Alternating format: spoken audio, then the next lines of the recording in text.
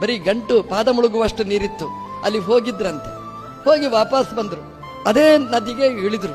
ಅದು ಏನು ಆಶ್ಚರ್ಯ ಅಂತಂದ್ರೆ, ಹೋಗುವಾಗ ನೀರು ಇರಲಿಲ್ಲ, ಬರುವಾಗ ನೀರಿಲ್ಲ ಅಂತ ತಿಳ್ಕೊಂಡು ನದಿಗೆ ಇಳಿದ್ರಂತೆ. ನದಿಗೆ ಇಳಿದ್ರೆ ತುಂಬಾ ಫೋರ್ಸು. ಅದು ಡ್ಯಾಮ್ ತೆಗೆದಿದ್ರೋ ಬಾಗಿಲು ತೆಗೆದಿದ್ರೋ ಗೊತ್ತಿಲ್ಲ. ಸ್ವಾಮಿಗಳು ಕೊಚ್ಕೊಂಡು ಹೋದ್ರಂತೆ. ಸ್ವಾಮಿಗಳು ಹೇಳಿದ್ರು, ಅಯ್ಯೋ ನಾನು ಹೋಗ್ತಾ ಇದ್ದೇನೆ ಅಂತ. ಅವ್ರಿಗೆ ಯಾರು ನೆನಪಾಗ್ಲಿಲ್ಲ ಅಂತೆ. ಸ್ವಾಮಿಗಳು ಹೇಳಿದ್ರು, ಅವ್ರಿಗೆ ರಾಯರು ನೆನಪಾದ್ರಂತೆ.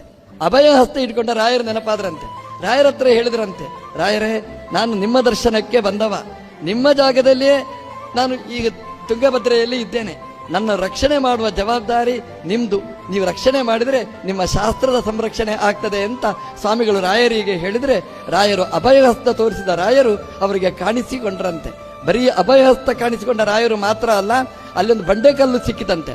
ಆ ಬಂಡೆಕಲ್ಲಲ್ಲಿ ನಿಂತ್ರೆ ಯಾವ ಪ್ರವಾಹವೂ ಅವರನ್ನು ಬಾಧಿಸಲಿಲ್ಲ. ಅನಾಯಾಸವಾಗಿ